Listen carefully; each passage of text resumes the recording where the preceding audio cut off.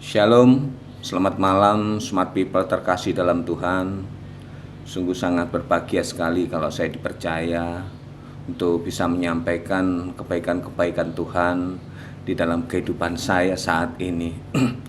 Saya bersyukur sekali bahwa sampai hari ini saya dipercaya Tuhan sebagai seorang gembala di daerah Menganti Gresik.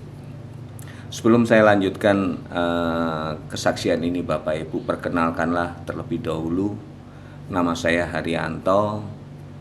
Saya memang seorang gembala yang dipercaya Tuhan di wilayah Menganti Gresik. Saya lahir di Surabaya dari keluarga Muslim. Saya 5 bersaudara dan saya anak yang kelima. Saya bertobat awal di tahun 98, Bapak Ibu. Itu adalah masa-masa proses pergantian kerohanian saya dari sebelum saya bertobat dan saya bertobat waktu itu. Kenapa saya bertobat waktu itu? Masa-masa remaja saya sangat nakal sekali, Bapak Ibu.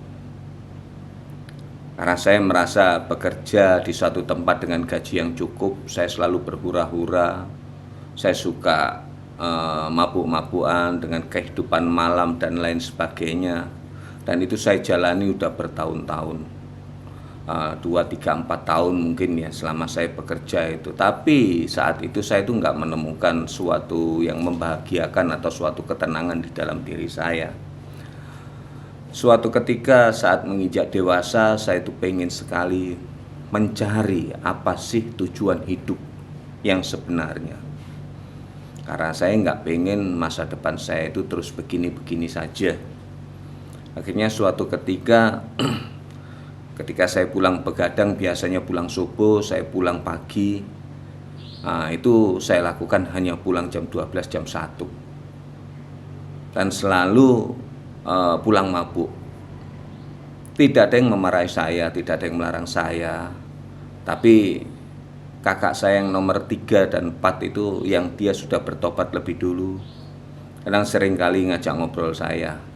Pada saat-saat santai gitu saya sering diajak ngobrol. Di tengah obrolan itu selalu diselipkan firman Tuhan. Perlahan tapi pasti, Bapak Ibu, saya percaya bahwa firman yang ditaburkan itu tidak akan pernah kembali sia-sia. Lambat laun akhirnya saya memiliki kerinduan untuk datang ke gereja. Nggak ngerti kenapa, itu dorongan hati saya. Sempat tertunda-tunda, waktu pengen ke gereja itu sempat tertunda-tunda. Udah beberapa hari, beberapa minggu itu tempat tertunda. Ya enggak. Akhirnya suatu ketika di hari Natal tahun 2098, saya akhirnya datang ke gereja. Waktu Natal itu saya ngajak pacar saya. Dia yang sudah Kristen duluan tapi masih Kristen KTP. Dia juga kaget. Akhirnya dia mau untuk saya ajak, ngantar saya. Saya tidak mendapatkan suatu apapun waktu ibadah Natal itu. Saya lanjutkan di ibadah malam tahun baru berikutnya. Dan di ibadah malam tahun baru itu sempat saya terpedam, saya mendapatkan sesuatu bahwa seperti saya ini seperti bayi yang masih usia 1 tahun yang baru bisa berjalan dengan telanjang dan digandeng oleh seseorang menuju suatu sinar, ya Bapak Ibu. Hanya itu yang saya rasakan, dan ternyata saya tanyakan kemana-mana bahwa saya lahir baru. Puji nama Tuhan. Kemudian saya percaya bahwa apa yang Tuhan sudah sampaikan kepada diri saya dengan perasaan seperti itu saya merasa bahwa saya terpanggil. Akhirnya saya mau bertobat, saya percaya Tuhan Yesus di tahun berikutnya ya.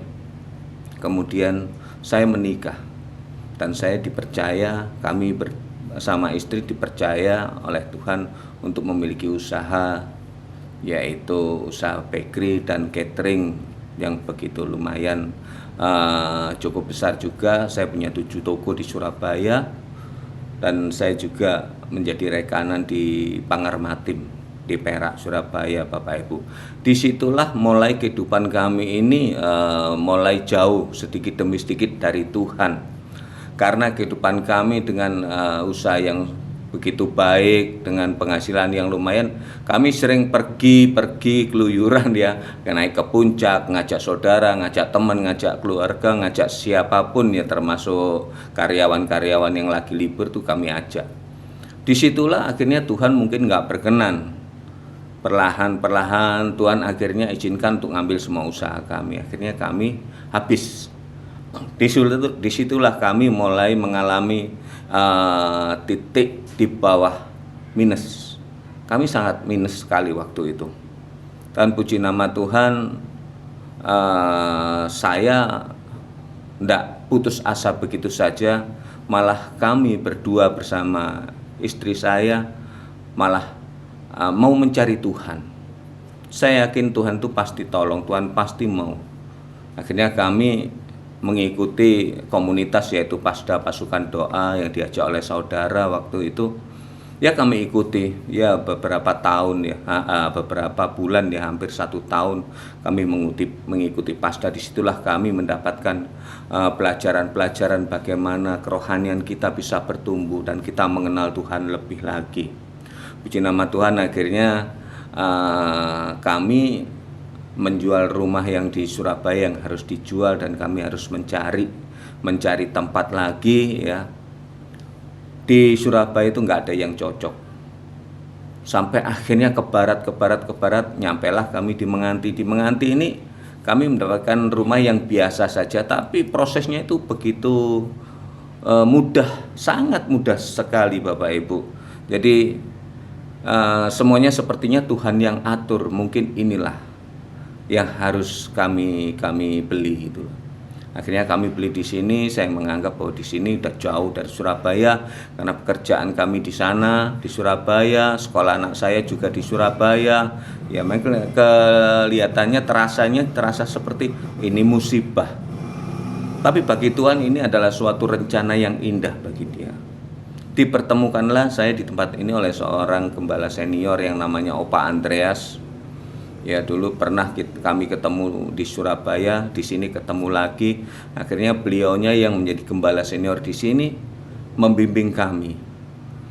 Kami dibawa kepada pendoa-pendoa yang dari Surabaya, yang dari Gresik juga, dan pendoa-pendoa itu menubuatkan bahwa saya nantinya akan mengembalakan di tempat ini, menggantikan tongkat gembalanya Opa. Saya awalnya nggak percaya. Saya akhirnya nggak yakin, saya nggak menginginkan saya menjadi seorang pendeta atau menjadi gembala waktu itu. Karena kehidupan sekuler saya waktu itu masih ya biasa-biasa saja, nggak anu ya Bapak ya, dikatakan ya kurang dari cukup ya. Tapi kami pasrah aja sama Tuhan. Tuhan, kalau memang ini rencanamu ya kami mau. Karena hidup ini aku serahkan sama Tuhan aja. Singkat cerita, perlahan tapi pasti ketika Opa dipanggil pulang oleh Tuhan, sebelum pulang Opa itu mentapiskan saya. Dan kemudian Opa sakit dan dipanggil pulang. Saat itulah saya merasa, inikah Tuhan caramu? Ya, saya mau saja. Di tempat ini Bapak Ibu, di gereja ini awalnya kosong. Tidak ada sesuatu yang berharga ya, hanya mimbar dan 1 gitar. Jadi kalau ibadah itu lesehan di bawah. Karena pesan Opa waktu itu, Pak, segala sesuatu harus dibawa dalam doa. Akhirnya kami berdoa pergumulan kami itu supaya ya diperlengkapilah apa yang menjadi kebutuhan gereja. Puji Tuhan, Tuhan dengar doa-doa kami sering doa sepakat pagi sore.